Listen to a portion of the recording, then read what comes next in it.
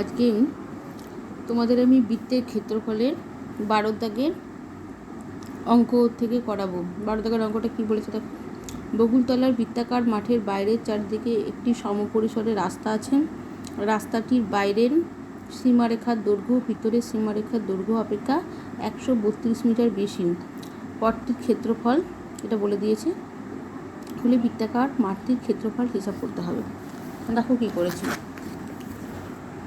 তাহলে কি ধরে নিয়েছি, ধরা যাক বৃত্তাকার মাঠের ব্যাসার্ধ ধরে নিয়েছি স্মল আর মিটার, আর যেখানে গ্রেটার দেন 0, এবং পথসহ মাঠের ব্যাসার্ধ ধরে নিয়েছি ক্যাপিটাল আর মিটার, যেখানে ক্যাপিটাল আর গ্রেটার দেন 0। তাহলে পথটির বাইরের সীমারেখার দৈর্ঘ্য কী হবে? দৈর্ঘ্য সমান কি পথসহ মাঠের পরিধি সমান কি 2π আর, এবং পথটির ভিতরের সীমারেখার দৈর্ঘ্য সমান কি বৃত্তাকার মাঠের পরিধি সমান হচ্ছে 2π স্মল আর মিটার। তাহলে শর্তানুসারে কি বলেছে? বাইরের সীমারেখার দৈর্ঘ্য মাইনাস ভিতরের সীমারেখার দৈর্ঘ্য সমান হচ্ছে 132। তার মানে কি 2π capital R minus 2π small R equal to 132, বা 2πটা কমন নেওয়া হলো আর মাইনাস আর সমান 132, বা আর মাইনাস আর সমান কি 132/2π। পায়ের মানটা এখানে বসিয়ে দেওয়া হলো, তাহলে কত হলো 21। এটা 1 নম্বর সমীকরণ দেওয়া হলো। দেখো আমি ছবিটাও এঁকে দিয়েছি তোমাদের এখানে। এটা স্মল আর, এটা হচ্ছে ক্যাপিটাল আর, ব্যাসার্ধটা দুটো বৃত্তের। এবার আবার পথসহ মাঠের ক্ষেত্রফল কি? এটা হচ্ছে পাই আর স্কয়ার, মানে এই টোটাল বড় বৃত্তটার ক্ষেত্রফল হচ্ছে পাই আর স্কয়ার। আর পথ ছাড়া মাঠের ক্ষেত্রফল হচ্ছে স্মল আর স্কয়ার, মানে ছোটো বৃত্তটার ক্ষেত্রফল হচ্ছে স্মল আর স্কয়ার। অতএব পথের ক্ষেত্রফল সমান কি পথসহ মাঠের ক্ষেত্রফল, আর মাইনাস কি হবে পথ ছাড়া মাঠের ক্ষেত্রফল। তাহলে কি এই রাস্তার ক্ষেত্রফলটা বেরিয়ে যাবে, পথের ক্ষেত্রফল। তার মানে capital pi capital R square minus pi small R square বর্গমিটার। শর্তানুসারে এটা সমানই বলে দিয়েছেন 14,190 বলে দিয়েছে। তাহলে এখান থেকে পাই কমন নিলাম, এটা যেমন আছে লিখলাম। পাই মানে আর এটাকে এ স্কয়ার মানে বি স্কয়ারের ফর্মুলায় ভাঙলাম। তাহলে কি হলো আর প্লাস আর, আর মাইনাস আর সমান এটা। তাহলে এখান থেকে আর মাইনাস আরটা আবার আমি বার করেছি ওদিকে 21, সেটাকে বসিয়ে দিলাম। তাহলে এখান থেকে R plus capital R plus small R সমান, এটা সলভ করে 215 বেরোলো, যেটাকে 2 নম্বরে দিলাম। এবার 2 থেকে 1 নম্বর বিয়োগ করলাম। তাহলে দেখো 215, এটা লেফট হ্যান্ড সাইডের সঙ্গে লেফট হ্যান্ড সাইড, রাইট হ্যান্ডের সঙ্গে রাইট হ্যান্ড সাইড করা হলো, বা 2r সমান কত হলো 194, বা r সমান 97। অর্থাৎ বৃত্তাকার মাঠটির ক্ষেত্রফল সমান কি পাই আর স্কয়ার বর্গমিটার সমান পাই মানে 22/7, আর স্কয়ার মানে 97 স্কয়ার। তাহলে এইটা বেরোলো। তাহলে এটাই তোমাদের আনসার। এবার 13 দাগের 1 অঙ্কটা দেখো। নিচের ছবি রেখাঙ্কিত অঞ্চলের ক্ষেত্রফল হিসাব করতে হবে। এই ছবিটার এই যেটা রেখা দেওয়া আছে সেইটার ক্ষেত্রফল আমাদের বার করতে হবে। তো কীভাবে বার করছি? বৃত্তটির ক্ষেত্রফল কী হবে? পাই আর স্কয়ার সমান পাই 22/7 ইন্টু আর, এখানে আর বলে দিয়েছে দেখো যে বৃত্তের ব্যাসার্ধ দৈর্ঘ্য 7 সেন্টিমিটারটা বলে দিয়েছে। তাহলে সেটা লিখলাম। তাহলে 154 বর্গ সেন্টিমিটার হলো। আর বর্গক্ষেত্রটির কর্ণ সমান কি বৃত্তের ব্যাস, আবার তোমরা জানো। তাহলে 2 ইন্টু আর সমান 14 সেন্টিমিটার। বর্গক্ষেত্রের বাহু সমান কী হবে? বাহু সমান কর্ণ যদি √2 হয়, তাহলে বাহু কী হবে? বৃত্তের কর্ণ, বর্গক্ষেত্রের কর্ণ বাই √2, তার মানে কি এটা হবে 7√2। বর্গক্ষেত্রটির ক্ষেত্রফল সমান কী হলো? এই যে বাহুটা যেটা বেরোলো তার স্কোয়ার, আমরা জানি বাহু স্কোয়ার হয়, তাহলে এটা হয়ে গেলো। তাহলে 98 বর্গ সেমি।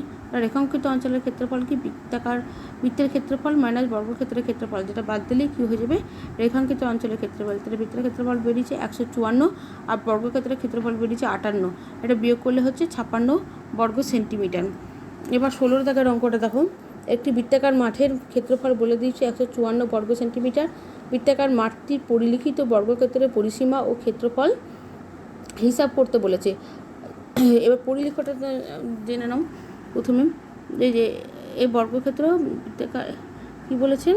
বৃত্তাকার মাঠটির পরিলিখিত বর্গক্ষেত্র, মানে এইটার এই বর্গক্ষেত্রটার পরিসীমার ক্ষেত্রফল হিসাব করতে বলেছে। তাহলে ধরে নিচ্ছি বৃত্তাকার মাঠের ব্যাসার্ধ হচ্ছে আর, ক্ষেত্রফল হচ্ছে পাই আর স্কয়ার। তাহলে পাই আর স্কয়ার সমান হচ্ছে 154, এখান থেকে আরের মানটা বার করলাম। অর্থাৎ বৃত্তাকার মাঠটির পরিলিখিত বর্গক্ষেত্রের পরিসীমা কী হবে?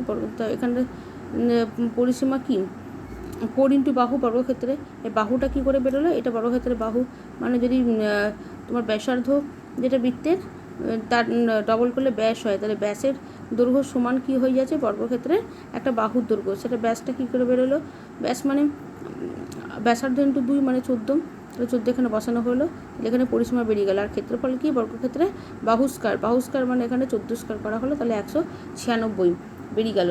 এবার বলছেন যদি বর্গক্ষেত্রটি বৃত্তাকার মাঠের অন্তর্লিখিত হতো মানে ভিতরে হতো, তাহলে বর্গক্ষেত্রটির পরিসীমা ক্ষেত্রফল কত হতো। সেটা তুমি এক্ষুনি আমি 13 দাগের 1 অঙ্কটা যেটা করালাম একই প্রসেসে হবে, এটা তোমরা নিজেরাই করবে। এবার 17 দাগের অঙ্কটা দেখো। 17 দাগের বলছে নিচের বৃত্তকলাগুলি রেখাঙ্কিত অঞ্চলের পরিসীমা ক্ষেত্রফল লিখি। তাহলে এখানে এই দেখো দৈর্ঘ্য এটা 12 বলে দিচ্ছে, এটা 12। এই রেখাঙ্কিত অঞ্চলের পরিসীমা ক্ষেত্রফল বার করতে হবে। তাহলে ত্রিভুজ এ ও বি, এর এ ও বি হচ্ছে 90 ডিগ্রি, তাহলে এ বি স্কোয়ার সমান কি ও এ স্কোয়ার প্লাস ও বি স্কোয়ার, তাহলে এ বি সমান কি রুট ভাড়া 12 স্কোয়ার মানে 12√2 সেমি। আবার এ বি বৃত্তচাপটির দৈর্ঘ্য ও কেন্দ্রীয় বৃত্তের পরিধির 1/4 যা ব্যাসার্ধ হচ্ছে 12 সেমি, অর্থাৎ এ বি চাপের দৈর্ঘ্য সমান 1/4 ইন্টু বৃত্তের পরিধি, 1/4 বৃত্তের পরিধি হচ্ছে 2π ইন্টু r সেমি সমান রিটার্ন। অর্থাৎ রেখাঙ্কিত অঞ্চলের পরিসীমাটা কি এ বি রেখাংশের দৈর্ঘ্য প্লাস এ বি বৃত্তচাপের দৈর্ঘ্য। তাহলে এ বি রেখাংশের দৈর্ঘ্য যেটা বার করলাম সেটা বসালাম, আর বৃত্তচাপের দৈর্ঘ্য যেটা বার করলাম বসালাম, তাহলে দুটো সলভ করলে এটা পাওয়া গেল। এবার ক্ষেত্রফল কী করে বার করছি, এ ও বি সমকোণী ত্রিভুজটির ক্ষেত্রফল কি হাফ ইন্টু ভূমি ইন্টু উচ্চতা, সেটা বসানো হলো। এখন এ ও বি বৃত্তকলাটি যে বৃত্তের 1/4 তার ব্যাসার্ধ হচ্ছে 12 সেমি, অর্থাৎ বৃত্তকলাটির ক্ষেত্রফল কি 1/4 ইন্টু বৃত্তের ক্ষেত্রফল হাফ ইন্টু পাই ইন্টু আর স্কোয়ার করা হলো, তার এত বর্গ সেমি বার হল। অতএব রেখাঙ্কিত অঞ্চলের ক্ষেত্রফল কি বৃত্তকলার ক্ষেত্রফল মাইনাস ত্রিভুজের ক্ষেত্রফল, দুটোই বার করেছি, সেটা বসিয়ে দিলাম, দিয়ে উত্তর কত পেরোলো 41/1/7 বর্গ সেমি। এবার দেখো 20 অঙ্কটা বলছে রাবিয়া একটি বড় কাগজে 21 সেমি বাহু বিশিষ্ট সমবাহু ত্রিভুজ আঁকলো। ওই সমবাহু ত্রিভুজের একটি অন্তর্বৃত্ত অঙ্কন করে বৃত্তাকার জায়গাটি রঙিন করলো। আমি রঙিন জায়গার ক্ষেত্রফল হিসাব করি। কী করে করছি দেখো, সমবাহু ত্রিভুজের উচ্চতা প্রথমে বার করে নিয়েছি √3/2 ইন্টু বাহু, সেটা করা হলো। এবার সমবাহু ত্রিভুজের অন্তর্বৃত্তের ব্যাসার্ধ কী হয় 1/3 ইন্টু উচ্চতা হয়, তাহলে সেটাই করলাম, তাহলে বেরিয়ে গেল। তার অন্তর্বৃত্তের ক্ষেত্রফল কী হলো পাই আর স্কোয়ার, এখানে আরের মানটা বেরিয়ে গেছে, সেটাই বসানো হলো, তাহলে বেরোলো 105.5 বর্গ সেমি, তাতে রঙিন জায়গাটির ক্ষেত্রফল হচ্ছে 105.5 বর্গ সেমি। এবার 24 অঙ্কটা দেখো, জয়া একটি বর্গ ক্ষেত্রে অন্তর্বৃত্ত অঙ্কন করলো। ওই বৃত্তটি আবার একটি সমবাহু ত্রিভুজের পরিবৃত্ত, যার প্রত্যেক বাহুর দৈর্ঘ্য হচ্ছে 4√3 সেমি, তাহলে বর্গক্ষেত্রটি একটি কর্ণের দৈর্ঘ্য হিসাব করে লিখতে হবে। তাহলে দেখো সমবাহু ত্রিভুজের এখানে উচ্চতা বার করা হয়েছে, উচ্চতা মানে √3/2 ইন্টু বাহু, তাহলে এই যে উচ্চতাটা, এবার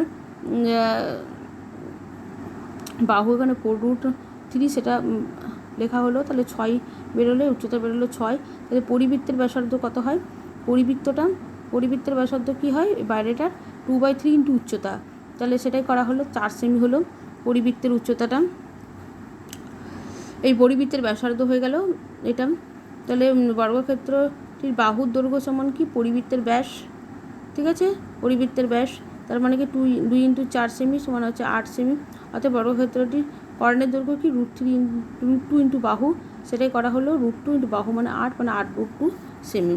এবার 26 দাগের 1 অঙ্কটা দেখো কি বলেছে, একটি বৃত্তাকার ক্ষেত্রে ক্ষেত্রফল x বর্গ একক, পরিধি y একক এবং ব্যাসের দৈর্ঘ্য z একক হলে x/yz এর মান বার করতে হবে।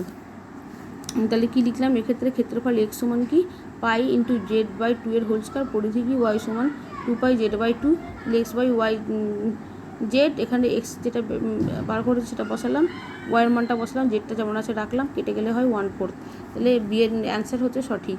এবার 4 অঙ্কটা দেখো, একটি সমবাহু ত্রিভুজের পরিলিখিত অন্তর্লিখিত বৃত্তাকার ক্ষেত্রে ক্ষেত্রফলের অনুপাত বার করতে বলছি।